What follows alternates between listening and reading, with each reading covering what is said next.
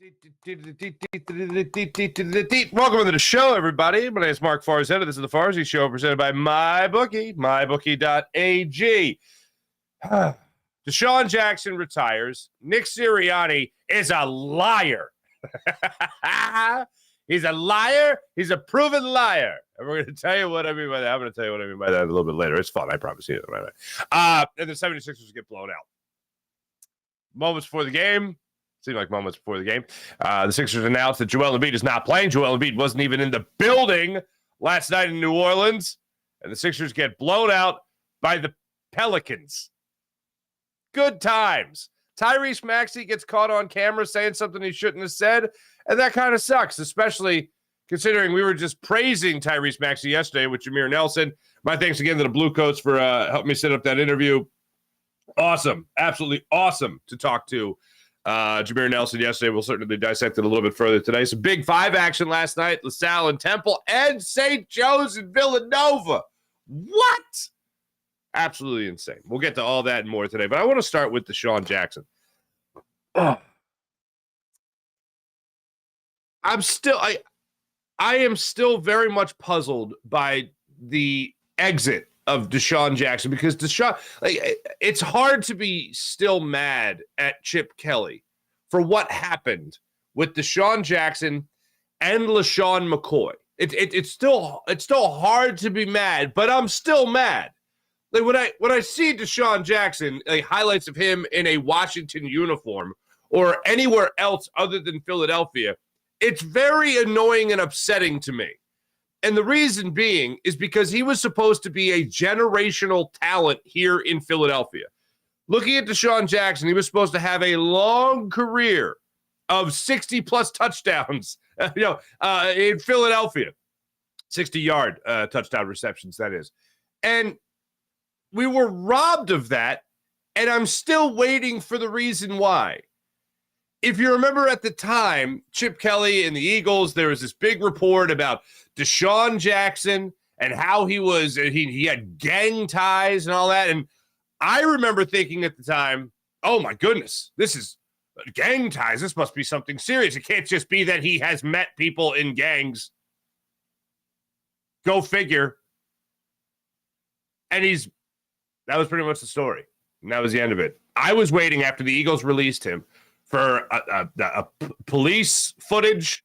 I was waiting for the news, the Channel 6, Fox. I was waiting for all the news channels, CBS, to get the perp walk of DeSean Jackson being escorted out of the NovaCare complex, his home, wherever, with his hands behind his back and being escorted into a police car. After what had come out about him, I was waiting for something. Oh my goodness, this must be more than he just has friends who are in gangs. And it wasn't. And his career as a Philadelphia Eagle was over. The next thing you know, he's with the Washington, at the time, Redskins, and now the Commanders, obviously. But I was just waiting for that moment, and it never came. And this is after historical numbers were put up by DeSean Jackson in the Eagles uniform in a Chip Kelly offense. And then the next thing you know, the following season, LaShawn McCoy is gone. For Kiko Alonso, another generational. Still, in the time that LaShawn McCoy was here, LaShawn McCoy was here for enough time to become the Eagles' leading rusher all time, passing Wilbert Montgomery, something that we all thought Brian Westbrook would do. And both those players, generational talents here in Philadelphia, robbed of their long-term success in this city. And I'll go back to it. And those two names will always be tied together because of the way they had to exit under Chip Kelly. And here's why it's hard to be mad, but I still am, because they won a Super Bowl. 2 years after Chip Kelly was fired, next thing you know, they win a Super Bowl. That's insane. But it's something I'll never be able to wrap my head around. So now that I got that out of the way, what an incredible player. I remember talking to Jack McCaffrey years ago. Excuse me, great sports writer, Jack McCaffrey. And Jack McCaffrey talked about, if you're talking about a football player who gets the football from point A to point B, he's the best he's ever seen.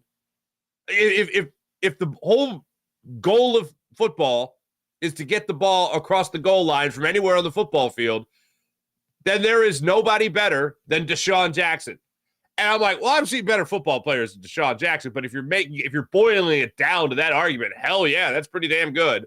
What DeSean Jackson can do, 50-plus yard touchdowns, 60-plus yard touchdowns, taking it to the house on a punt return, being able to be that guy that can take a 10-yard screen, 60 yards for a touchdown. Yes, that's pretty damn good. And then he has one of my favorite lines ever. They're asked about, taking care of his body when he came back for his last stint with the Eagles. The very brief stint with the Eagles, he opted not to have surgery, and then the long layoff, came back, and then immediately needed surgery after that.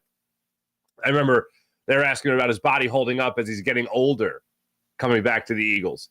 And I remember what he said was, cheetahs don't stretch.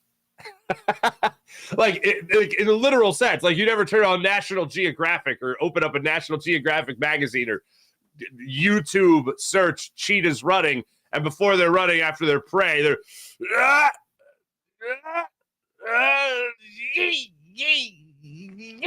they're not stretching. For the people on the podcast, I was just doing a phenomenal job of pantomiming stretches with my arms, not my legs. Anyway, he's not doing that. Cheetahs don't stretch. So I remember just thinking that was hilarious. And I was happy to see DeSean Jackson back here in Philadelphia, but just continue to go back to the fact that we was robbed, folks. We was robbed. When he left the Eagles in 2013, let's see, he fourth most receiving yards at that time, ninth most receiving touchdowns, and tied for the third most 100 receiving yard games with 20.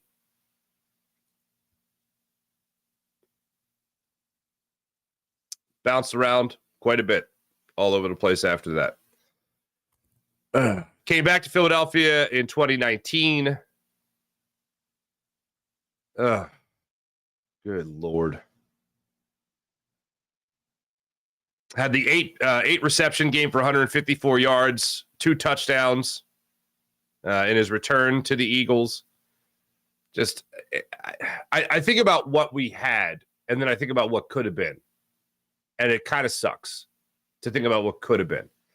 Now, again, the Eagles ended up, winning a Super Bowl after the Chip Kelly stint here in Philadelphia, and they have been a great team ever since.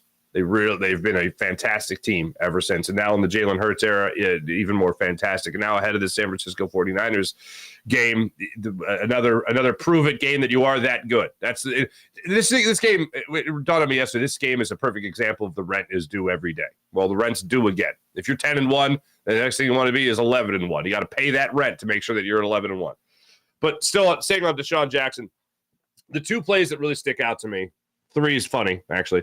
But the 2 plays that really stick out to me in the most positive manner, the touchdown on Monday Night Football against Washington in 2010, where they run that little bootleg with Michael Vick, and Michael Vick hits DeSean Jackson in stride for that touchdown against Donovan McNabb and the Washington Redskins at the time.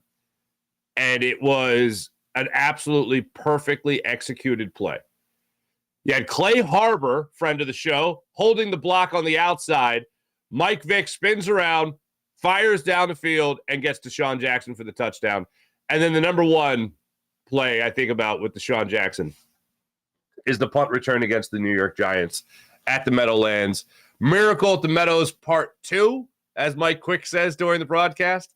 I remember it more so as Miracle at the Meadows Part 3, because I do look at Brian Westbrook's kickoff return against the Giants to be Part 2.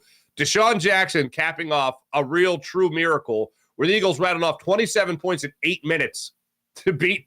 It's insane. Absolutely insane to beat the New York Giants, and they have that comeback during the historical run that Michael Vick had in 2010. DeSean Jackson, and I remember watching that game and thinking, he's going to do it. He's going to do it. He's going to do it. And then Joe Buck on the call, he made a call somewhere along the lines of, he did the broadcaster jinx, if you will. If you're a Giants fan, it's the broadcaster jinx. To us, it's just, oh boy. I remember thinking, DeSean's got something special here. DeSean's got something special. Right before they punt the ball away, a line drive of a punt, by the way, Joe Buck on the broadcast says, DeSean Jackson has not returned a punt for a touchdown all year. And I'm like, oh, he's definitely going to do it now. And DeSean Jackson watches the ball come down out of the sky, goes to catch it, bobbles it, hits the turf. And as they always say, sometimes that allows those lanes to open up. And sure enough, this lane opened up, and he took it to the house for the touchdown. And, of course, he's doing the thing where he runs across the goal line before he goes into the end zone. And I'm like, it's across the goal line. The time's already expired across the goal line. Because that, of course, takes me back to 2009, where the Eagles are playing the Cowboys in Dallas, and he has the other play that sticks out in my brain, where he catches what would be a touchdown pass, and then right before he crosses the goal line, flicks the ball out of his hand, and it turns out to be a fumble. A couple years later, I was in Denver working a game, and Danny Trevathan, linebacker for the Broncos, he intercepted a pass and did the same exact thing. And I remember on the production crew, people went, oh, well, I pulled a DeSean Jackson. I'm like, oh, come on, don't make DeSean Jackson don't make him the adjective. We don't want to remember this play. But just what a dynamic and explosive player with the Philadelphia Eagles. Dynamic and explosive player. Rough childhood. I remember covering the movie that he made with his brother about how their father raised him, and a very, very tough childhood. I will say that. And what he was able to bring to the table at the NFL level with this Eagles team. He was one of the first interviews I ever had. I remember I did a weekly show with Sheldon Brown, and Sheldon started bringing guests, and that's where I first met Jason Avant, and that's where I met DeSean Jackson and a couple other guys. But I remember DeSean came out to Curran's in Northeast Philadelphia, home of some of the best wings ever. The Cajun wings, by the way, fantastic. But DeSean Jackson comes out, and I'll never forget it. This rookie comes out. Trench coat, sunglasses inside, some kind of, whatever, what is it called? Not Gucci. I'm forgetting the name. Louis Vuitton, I don't know. He makes handbags. I don't know, some kind of nice shirt. And he sits down, and I'm just like, this guy is such a wide receiver. This is incredible. And he just was very humble in everything that he said, talked about his work ethic, talked about his love of the game, talked about what he wanted to bring to the table with the Eagles. I just remember thinking, all right, let's see what this guy's got. And man, did he have a lot. Man, did he have a lot. Absolutely loved watching him on the football field. And sometimes it was frustrating, especially in 2019 when he did come back and he missed a bunch of games and he came back. I remember the first play the Eagles ran to him was a run play. It was a reverse. And I'm like, you just got this guy back and you're going to now match him up against linebackers? Damn it, man.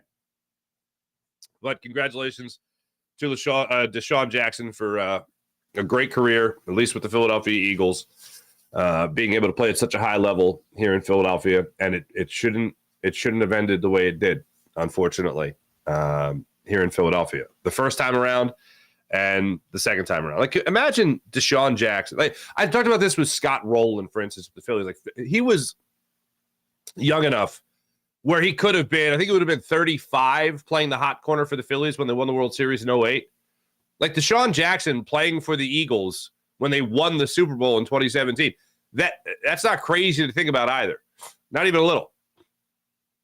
And to think about it, what could have been with him here in Philadelphia would have been something really, really special. For him to be here as long as he was, it would have been something extremely special to have him here in Philadelphia. So congrats to him on a great career with the Eagles. I do like the fact that he's retiring with the Eagles. That's a great sign that things are all smoothed over with Philly. What could have been? What could have been here in Philly? Moving on to modern day Philadelphia. The Eagles addressed the media yesterday. I talked about a couple of things this week and last week that were both talked about at the press conference yesterday with Nick Sirianni. One was point differential. The other was it's just another game. This is where Nick Sirianni is a liar. And I mean this in an adoring way. Nick Sirianni told us before the Kansas City Chiefs game That's this game. It's a game. You're not going to win the ring. You're not going to win the ring on Monday night against Kansas City Chiefs. It's just another. You're not going to win the Super Bowl trophy. You're not going to win the Lombardi trophy in a Monday night game against Kansas City Chiefs. You're not going to win it. And then after the game, see ya. Don't hear you now, KC. You know that whole thing? Oh, man, that's great.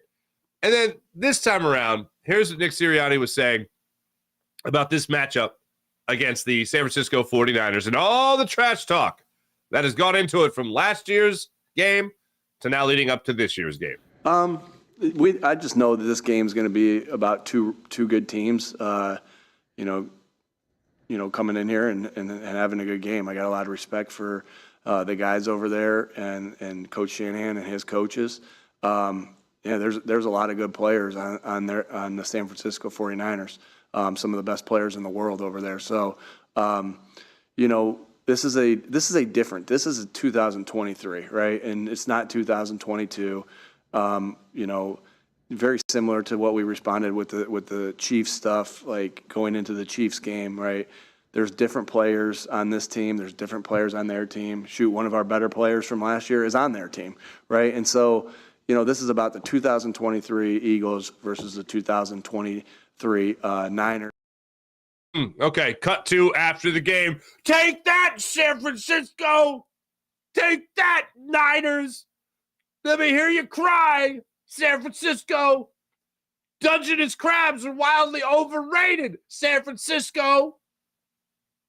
Go back to Santa Clara, nerds! Like, that's what he's going to say. That's what Nick Sirianni is going to say. Not just another game. Last year's game has everything to do with this game. This is another game that you guys go out there and pay that rent. And you got to pay it against this team. Rent's a little higher in this week, than it's going to be for many of the other games that you have left on the schedule this season. This ain't just another game. They're underdogs in this game. They went from 1 point underdogs to now 2.5 point underdogs. I saw ESPN Bet has them at plus 3 going into this game. It is insane. But this is where the Eagles are their most comfortable. Being an underdog is where the Eagles are in their natural habitat. I guess I should say these underdogs are in their natural habitat when they're actual underdogs.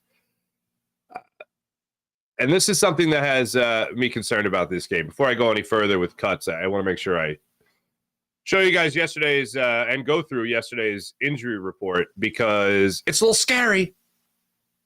It's a little scary. I've talked about how the 49ers are on a long layoff here after playing on Thanksgiving and handling their business on Thanksgiving. The Eagles are not on a long layoff. The Eagles are on a short week. Well, they were on a short week last week. Monday Night Football, and then playing, of course, on Sunday afternoon into Sunday night. And another rain-soaked affair. 2 in the same week. Cool. Now regular rest, if you will. It's taking its toll. Now, yesterday was just a walkthrough. So to see that this many people did not participate in a walkthrough, not good. Let's start it off at the bottom. Dallas Goedert didn't even participate in the walkthrough. I understand he's got the arm and all that stuff, but like, what's a walkthrough, people? Justin Evans with his knee still hurt. Zach Cunningham with the hamstring still hurt. Fletcher Cox, groin injury, did not walk around out there. And Grant Calcaterra with an ankle injury did not walk around out there and walk through either. Then limited in the walkthrough was A.J. Brown with a thigh injury. Jordan Davis with the hamstring, Lane Johnson with his groin, Julio Jones and Devontae Smith both with knee injuries. What? DeAndre Swift ankle and Milton Williams with his concussion. Now, today we'll get a better look at what the actual injury report is. This is, as they say, estimated. But to think this many people didn't participate and that many people were limited, it's a little horrifying. And yes, that is a big concern going into this game against a very well-rested San Francisco 49ers team. Biggest game of the year. James Bradbury, they caught up with him in the locker room yesterday. James Bradbury was asked about, hey, Deebo Samuel said you were trash. Your thoughts? And he's like, well, I wish you used a different word. I mean, anytime you hear a professional athlete refer to another professional athlete as trash, Like that's fighting words, folks. That's fighting words. The question that spurred the answer there from Nick Sirianni about whether or not this game was going to be a little chippy. That was the question. You expect a little chippiness in this game? He's like, no, it's a different team. Blah, blah, blah. I expect chippiness in this game. Here's the thing that makes me feel better, though. I don't know if I touched on this yesterday, but I don't want to get into it right now. The injury report here, again, that's an estimation, and we'll know more about it today. But if you're tired, if you're coming off a 95 snap game where you're watching the Bills have 90 plus snaps in a game, that's horrifying. You're going to be tired. You're going to be banged up. 2 games in 1 week, both of them rainy, one on the road, one at home. Now you're at home. You got your full week in your own bed. That's great.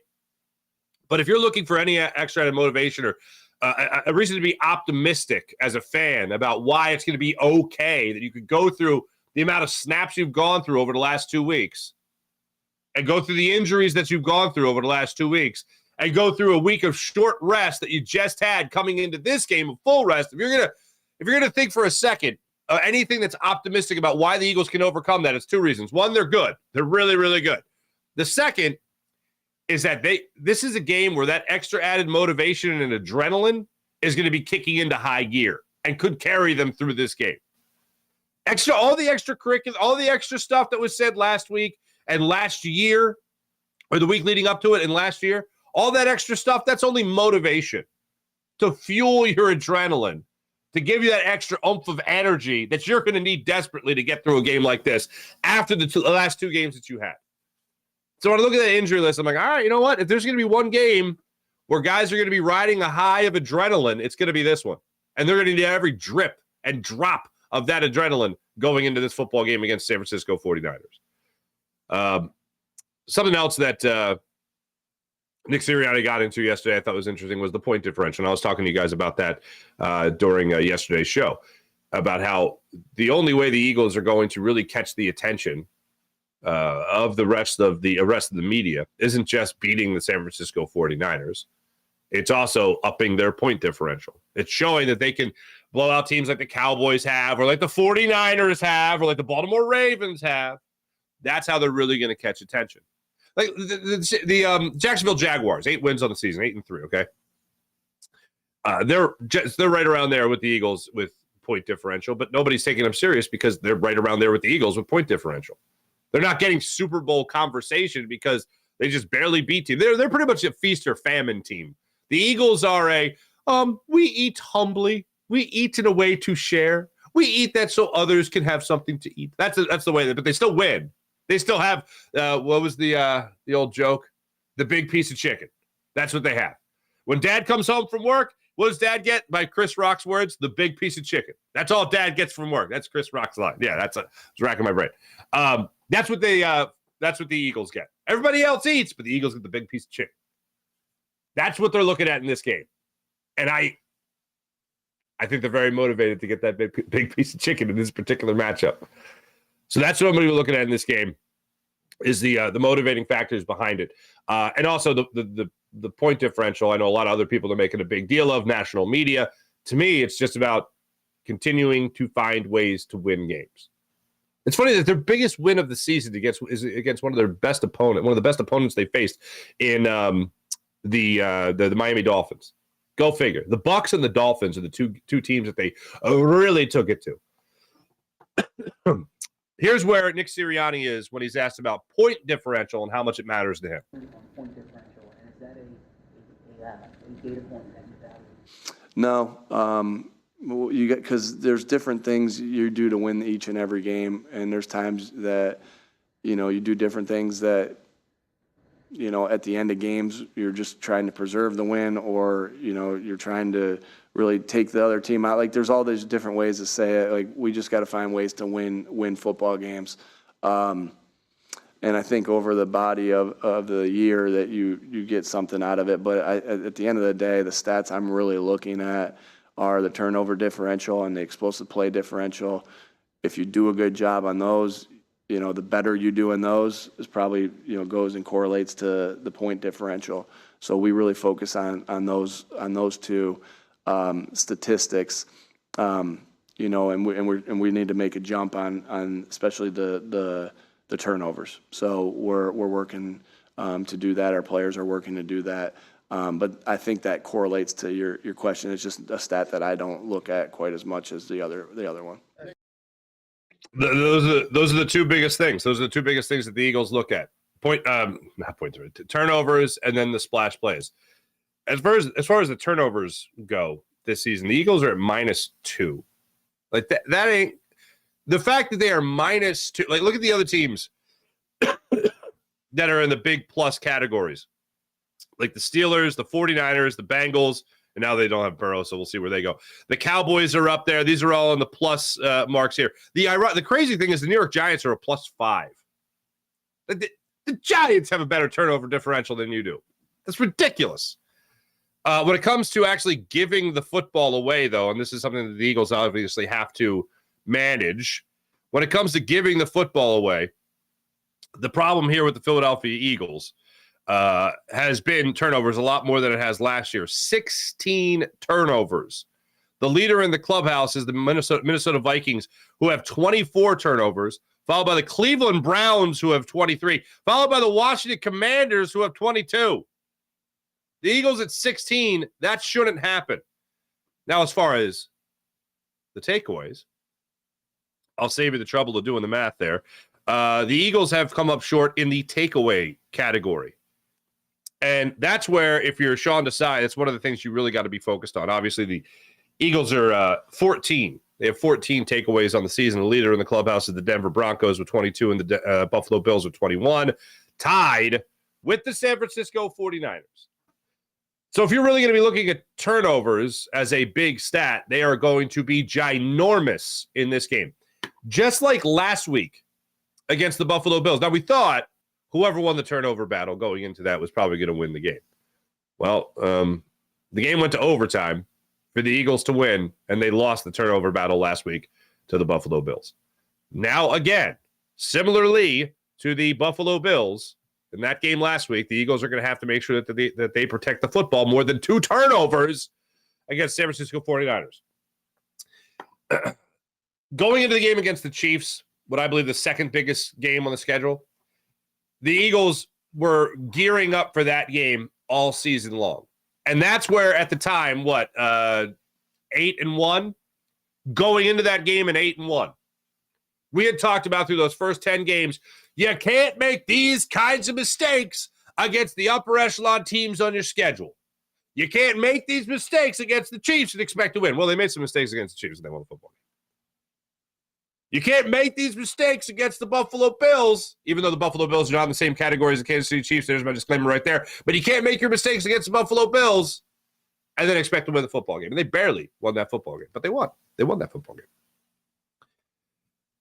This is the biggest example of you can't make mistakes that you have made all season long and then expect in the second half, the fourth quarter, overtime, God forbid another overtime game, God forbid another rain game, but you can't expect to make the same mistakes you made all season and expect to beat the 49ers. That's not going to happen. This is the game where that phrase will apply more than any other game on the schedule. You can't make mistakes like you've made with interceptions, turnovers in general, the mesh point of a read option. You can't mess that up. That has not looked fluid. That has not looked comfortable over the last 2 games. 3 times in 6 quarters before the Eagles fumble, where Jalen Hurts was trying to put the ball in the gut of Kenny Gainwell, and the whole thing looked bad. It looked like a bad decision by Jalen Hurts, and looked like Kenny Gainwell had no idea what was going on. Ball ends up on the floor, and it ends up being the Buffalo Bills ball. And what do the Buffalo Bills do? Well, they do what they do better than any team in the NFL, which is score points off turnovers. You can't do that.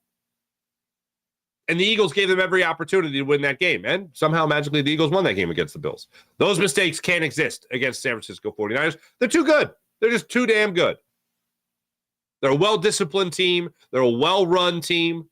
And they got a whole lot of talent. And they're all well-rested. You know what all that equals? That equals the Eagles being 2.5-point underdogs. That's what that equals, unfortunately. But that is one of the biggest stats that Nick Sirianni is going to be looking at in this game, and that's turnovers. Get them some splash plays. Yeah, then they're going to win this football game. Jalen Hurts addressed the media yesterday as well. After, I won't say storming off, but after, again, it seems like it happens every year now, at least once. Jalen Hurts last week wasn't asked about the Buffalo Bills defense. I'm still waiting on a Bills question, is what he said last week. This week, right out of the gate, baby. San Francisco 49ers questions. Here's what Jalen Hurts had to say about his opponent this week. They're really good defense. They have great players at every position on that D-line, and, I mean, very elite players, so, we have to be ready for that challenge. All right. I just want to, count how many reallys. Just count how many reallys for me. Okay, here we go. They're really good defense. I think there was 11. Did we get 11? Hold on. They're really good defense. They have. I was way off. 6, 7, 6 or 7. That's a lot of reallys. And he's right. Fred Warner, Chase Young, Nick Bosa, asking about the front seven in particular with that team. Javon Hargrave, as we all know all too well, and Nick Sirianni alluded to during yesterday's press conference. You heard him earlier in this show say, oh, yeah, all the guys that are out there right now, including one that was on our team last year. Yeah, Javon Hargrave is that guy. He is that dude. And the Eagles coming to this game really banged up.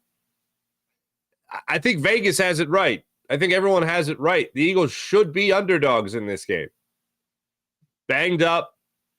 The way the 49ers have been able to control games as of late, the Eagles' inability to control an entire game, they can control the second half rather well. That's good. That's a good thing. Eagles, Jalen Hurts wins this game. The Eagles win this game with Jalen Hurts being the hero again, or at least being one of the heroes. Excuse me, coming out of this game, they'll lock up the MVP award. It's over. It's over. Okay? It's over. He gets the MVP. The biggest check thrown into the pot to pay the rent has got to be from Jalen Hurts in this game. I would love to fanboy out and say that this Eagles defense is really going to step up, and Kevin Byard is going to have one hell of a game. He's going to have another interception. Bradley Roby's going to punch another ball loose, and the Eagles are going to make the San Francisco 49ers look like the team that the standings say they are, which is a team that is not an upper echelon elite team like the Philadelphia Eagles, best record in the NFL. I would like to say that it's all going to start with the defense, but the defense has left a lot to be desired in the passing game as of late.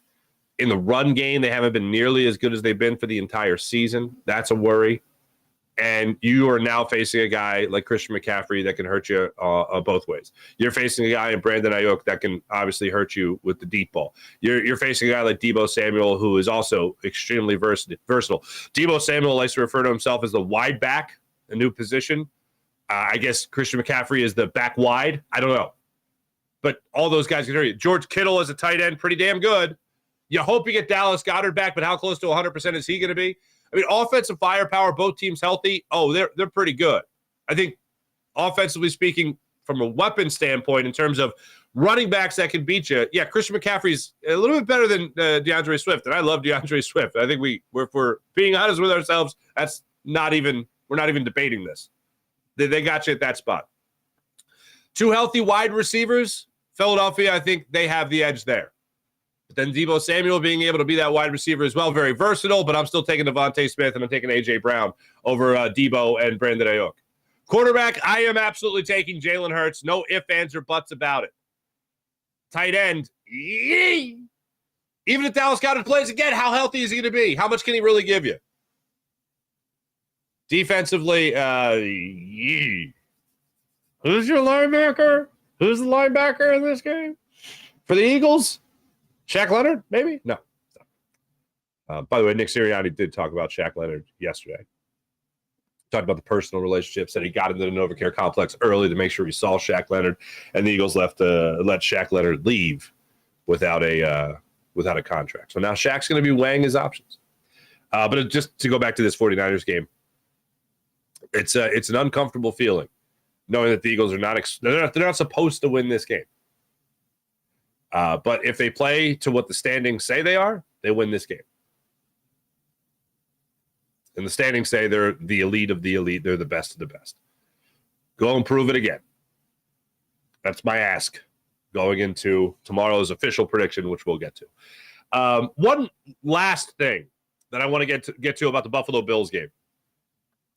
Right before Jake Elliott kicked that 59-yard field goal to win the game, Jake Elliott was lining up on the field, and then they get a shot of Jalen Hurts on the bench. And I hate reading body language because you don't know what was just said to him. You don't know if he just had a conversation and the camera didn't catch that. But he's on the sidelines, sitting on the bench, and he's like shaking his head, and he looks perturbed. In my mind, I went, there's no way he's doubting Jake Elliott.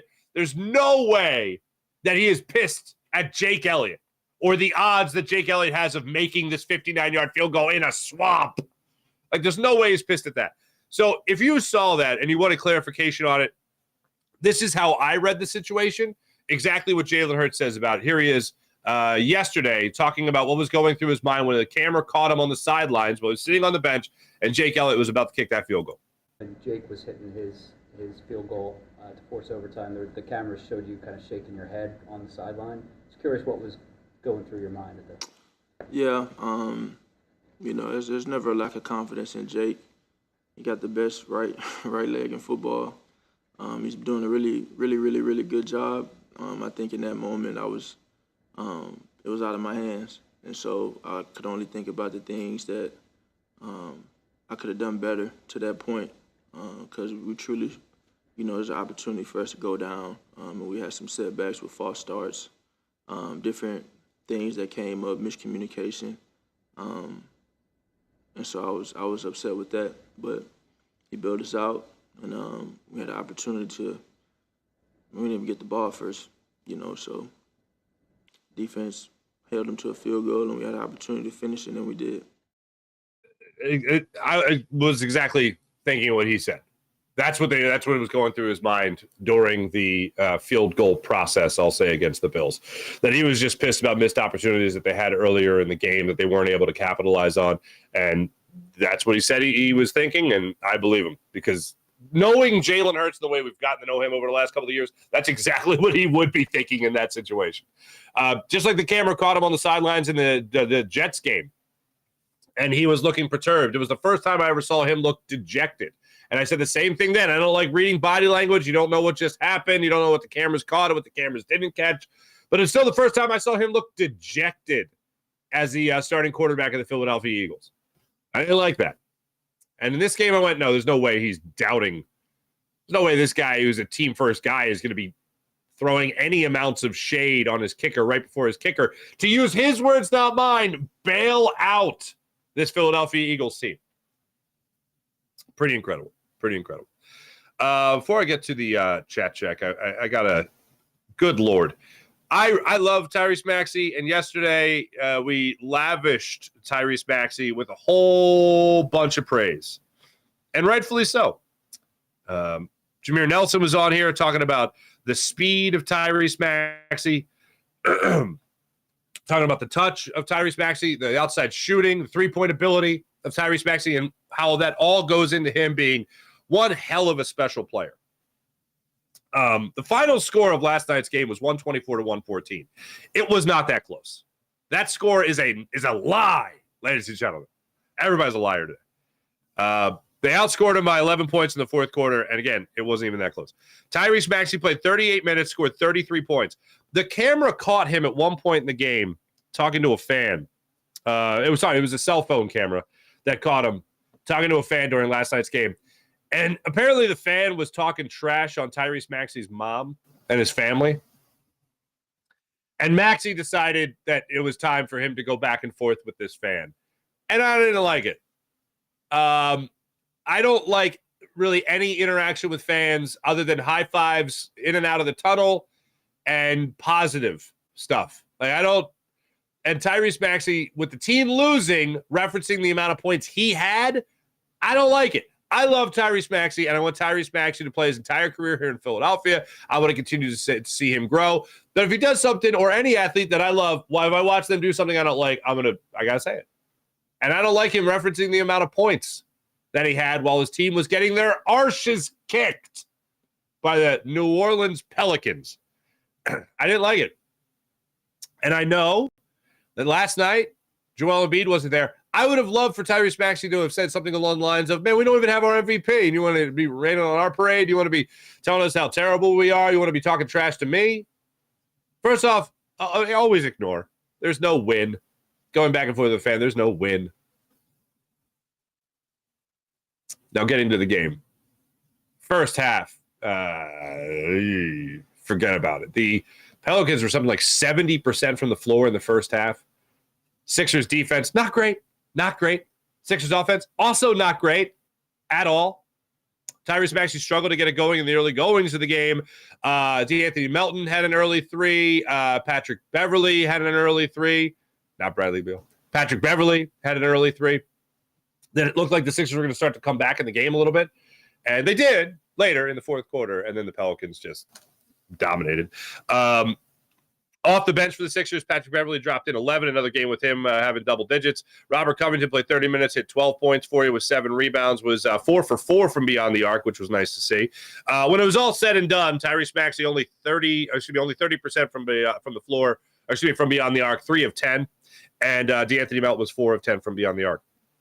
Like I said earlier, just before the game, Joel Embiid was listed as out with an illness, wasn't even in the building last night. Zion Williamson, 33 points.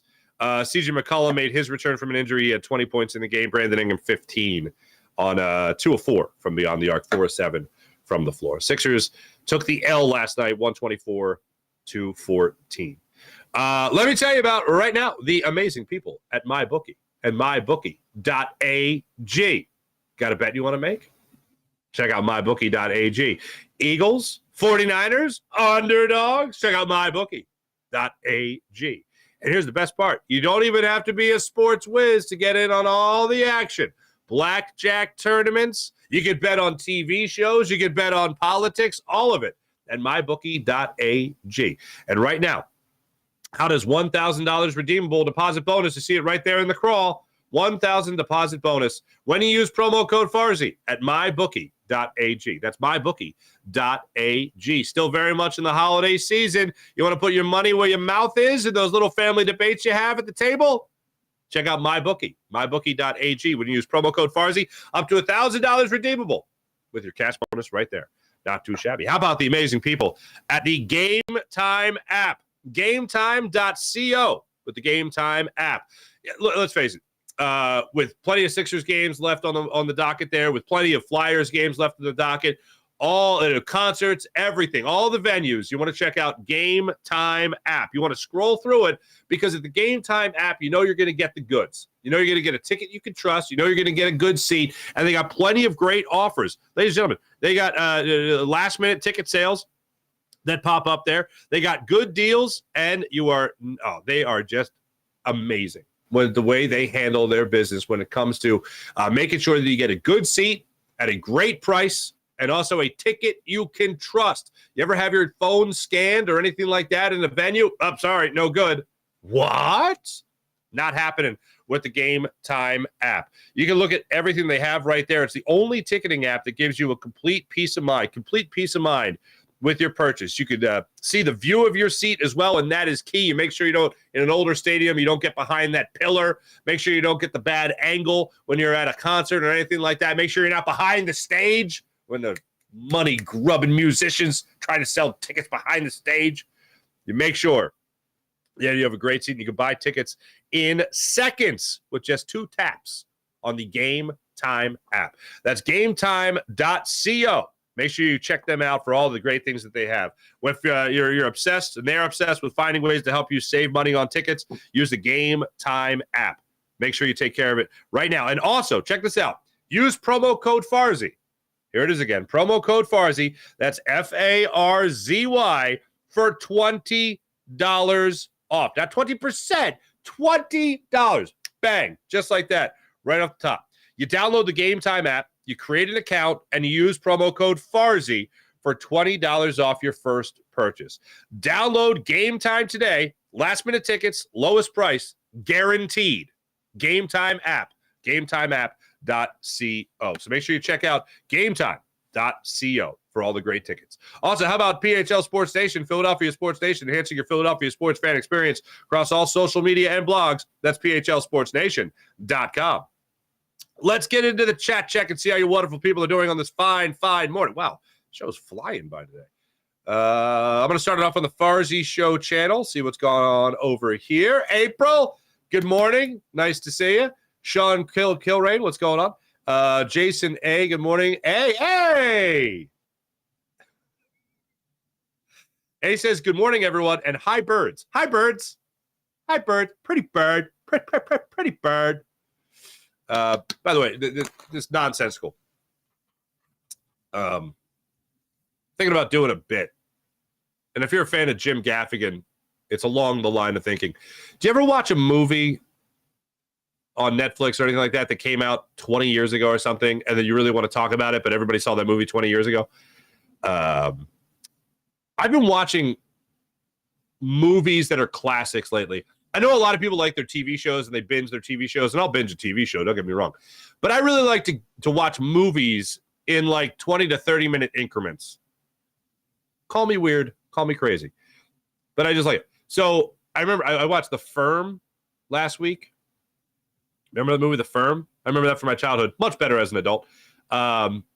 Deer Hunter. That movie is even before my time. And I watched it. I'm in the process of watching it, I should say. Little 20, 30-minute increments, you know? I'm thinking about doing a mark at the outdated movies. I feel like that's what I feel like that's a bit we're going to save for after football season. And I'll give you guys my highly recommended streaming movies that you should have seen already. I think Jim Gaffigan uses the line Heat. Oh, did anyone see Heat recently? But anyway, Pretty Bird. I saw. This is how you know I have Family Guy brain. I see just type hi birds, and that makes me go down that rabbit hole. And Miss Scoozy. Go Sixers. Numbers don't lie, but they sure do deceive. Farzy dropping knowledge on Big Sills. I've been saying numbers never lie, but they do deceive for years, ladies and gentlemen. Was DeSean Jackson wearing FUBU? He was not wearing. Wasn't that long ago? Oh man, what a craze that was. Mally, good morning. Mark, excuse me. My head coach is not a liar. How dare you say that? Oh, he a liar.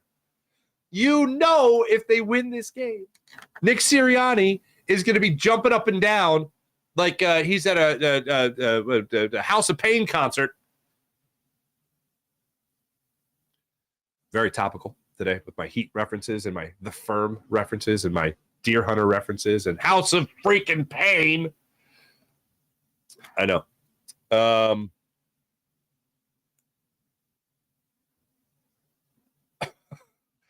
So yeah, he's a liar. He's going to be jumping around like he's at a House of Pain concert. I believe a lot of that is IR is smoke and mirrors. I believe a lot of that IR.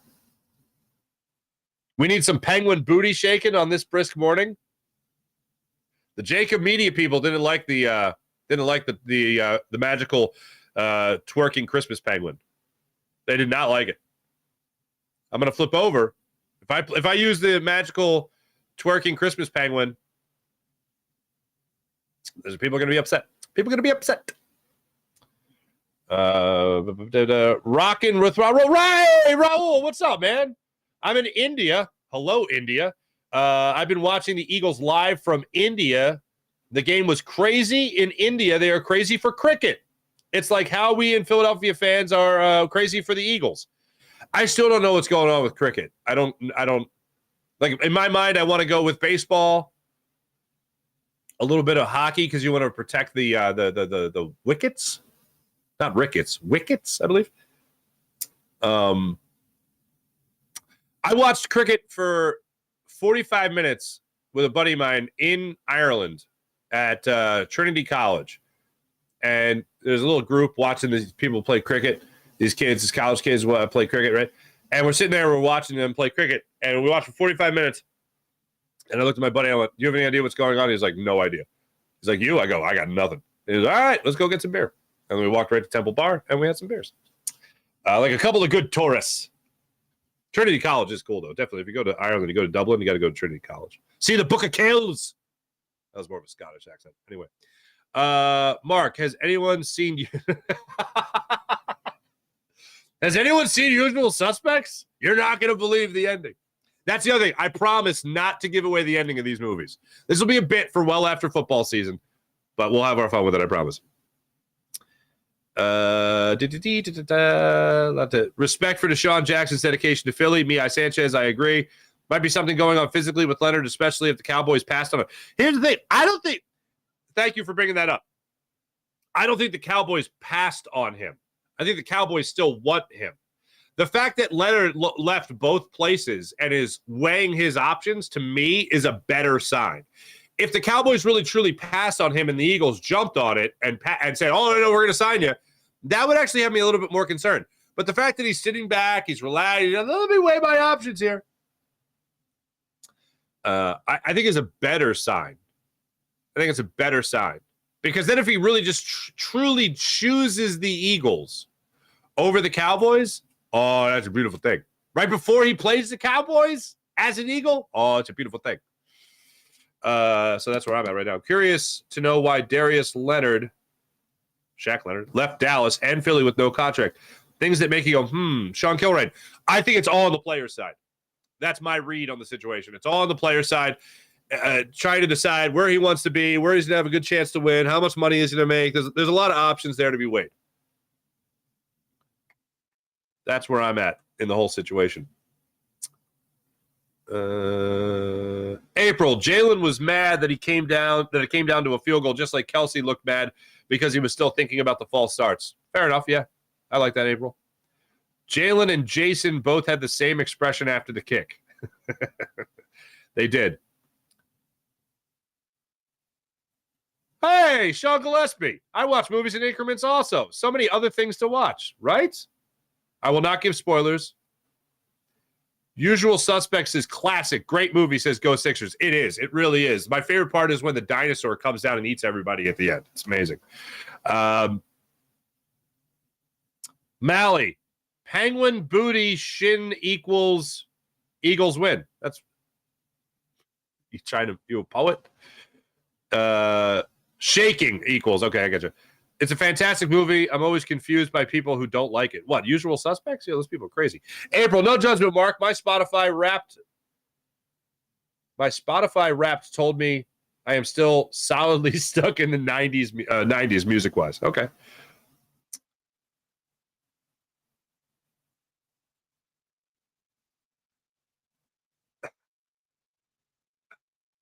Wait, did the Penguin lose booty or something? It doesn't shake like I remember. All right. Well, now. All right. Let's see here. I'll put it against a different backing. Here we go. Ready? Here we go. We'll just check. Ready? Here we go. The amazing, magical, twerking Christmas Penguin. Here we go.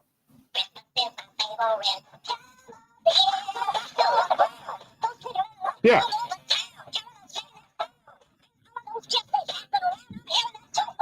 Yeah.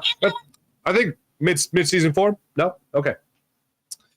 Let's get over to the Jacob Media page and see what you guys got going on. Wait, hold on. How about those Flyers? They don't suck? Yeah, they don't suck. They're coming off a loss, unfortunately. What's going on, Jacob Media? How you guys doing? Nice to see you. Let me see what you guys got going on here. Andrew, what's going on? In my opinion, we're due for a big game. It's coming against San Francisco. 34-17. Byard and Roby with picks. Carter with a strip sack. Go Birds. Andrew, I want to believe in that energy. I want to believe that's the case. In my gut, deep down, I feel like the Eagles have been this beast that has been waiting to break through and have this incredible game and just dominate start to finish and have another team try to play catch up late in the game. in my heart of hearts, I want to believe, Andrew, what you are saying, that this is going to be the game where the Eagles dominate. I can't do it. I haven't seen the Eagles do it. Why would this be the game? I agree. And you're using my mom's favorite argument, which is they're due. You know what I mean?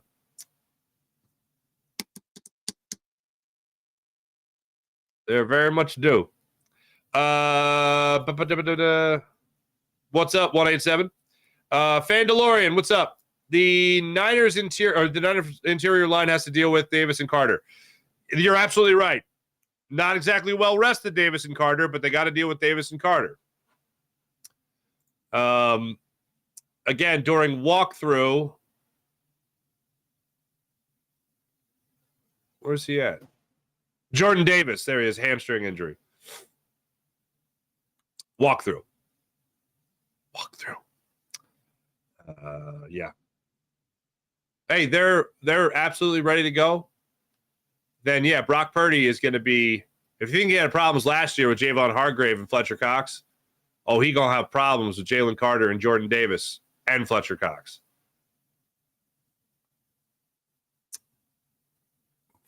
Farziani, good morning. Thank you, Real. Spurger King, what's going on? Glenn Ross. I actually watched that. I watched that recently. I would say maybe a couple of months ago I watched Glenn Ross. And Al Pacino in that movie is just so phenomenal. Oh, my God. Al Pacino in that movie. First off, short parts in a movie. Alec Baldwin's amazing. Coffees for Closers, that whole thing. But Al Pacino, he might be more over. Okay, Scarface, he's the most over the top, more than anything he's ever done. Dick Tracy, yeah, remember he was in that? Dick Tracy, he was playing a comic book character, so he's supposed to be over the top. And then Glenn Ross. As a salesman, oh, what a big man you are. Here's a pack of gum, let me show you. Chew it. Ooh, like that kind of thing. Oh, my God. Just as good as advertised. First time tuning in. Good morning, brother. Matthew Peters, good morning. Welcome to the show. Spurger King, Family Guy is big with the TV and movie references. That's why it's Family Guy brain. I just scatter. People, April, I know you love that line. It's true. I don't know if it's ADD. It probably is. I don't know. I don't like to claim something that haven't been tested for officially. But I call it Family Guy brain, which is just all over the place. Beep, pop, pop. So, yeah. How can anyone hate the penguin that shakes their booty? You know what? You're good. That's a fine point. Thank you. Thank you for being on my side. Let's get into the morning rush. Thanks, everybody in the chat. You guys are fantastic, as per usual. Let's get to the morning rush, brought to you by Sky Motorcars, skymotorcars.com. Sixers now 12-6 on the season. Hey, guess what? They're now off until tomorrow. December 1st is tomorrow. They are in Boston, facing the Celtics at 7:30. Here's my little conspiracy theory. That's not much at all of a conspiracy theory. It's very easy to understand what the Sixers did last night. Joel Embiid had an illness, okay? He did not. Stop it. I don't believe you, okay? Speaking of liars, he did not have an illness. They're playing the Celtics. They want him to have as much rest as possible before playing the Celtics in Boston. All right, it's not a back-to-back, I know. But they want to have as much rest as possible. Playing 14 straight games to start out the season, then playing against LeBron James and dominating against the Lakers, having a triple-double, they want to be as rested as possible before they ship up to Boston and they play the Celtics on national TV. Not a conspiracy there. It's not that hard. It's not that hard to understand. But anyway, they're back at it against the Boston Celtics. Since playing the 76ers, the Boston Celtics have, well, guess what? They've been pretty good at playing basketball, as they always seem to be. However, they have only won 3 of their last 5 coming into this game. They did spank the Bulls the other night, 124-97. That did happen. So Sixers Celtics get underway tomorrow night. And as for your Philadelphia Flyers, they're going to be back on the ice tonight against the New Jersey Devils after their 4-1 loss to the Hurricanes. The Devils 10-9-1 on the season. The Flyers 11-10-1 on the season. The Devils come into this matchup against the Flyers having won 2 in a row. So that's what we're going to be looking at tonight in the game. Just to say one more time about Shaq Leonard. Hopefully today we'll hear about what he wants to do with his immediate future, whether that's playing Dallas or playing Philadelphia. If you had your druthers, I think you'd want to join this Philadelphia Eagles team. You're gonna win, which is nice, and you're gonna play, which is also nice. So I think this is the destination. And let's put it also this way: I don't think anyone is gonna sell this team better than Nick Sirianni, Howie Roseman. I don't think anyone's gonna sell this team. Oh, and Jalen Hurts is kind of cool too. On top of that, they're a team that played in the Super Bowl last year. They're a team that has won the playoffs, obviously. And on top of all of that, I mean, really, who would you want to play for? The Eagles or the Cowboys? Nick Sirianni was asked about it yesterday, what his sales pitch would be to Shaq Leonard. Dave Zangaro asked him the question, and he said, we play hard. And it was the most boring sales pitch you would expect from Nick Sirianni. What you would really expect is Nick Sirianni to be bouncing off the walls selling the place. Wasn't the case. Wasn't about to be the used car salesman to go out there and try to sell the Eagles. I don't think he has to. I think the Eagles sell themselves. He didn't need Alec Baldwin coming in there. Coffee is for closers. Anyway, thanks for watching. Thanks for listening. You guys are great. As per usual, we'll be back with you guys tomorrow with my official prediction for Eagles 49ers later today, 10:20. I'll be joining my good friend Bill Colarulo on the Philly Sports Power Hour on the Jacob Media Sports Channel. So make sure you guys keep it here. Coming up at 8 o'clock today, we got the, 7:18. Coming up at 8 o'clock today, of course, is Birds 365. So make sure you guys check that out. And then at 10:20, I'll be on with Bill Colarulo, talk all things Birds. And all things Philadelphia sports in all reality. See you guys then. Have a great rest of your day. Have a great rest of your day, everybody. Jim Hyden produced the program. See ya.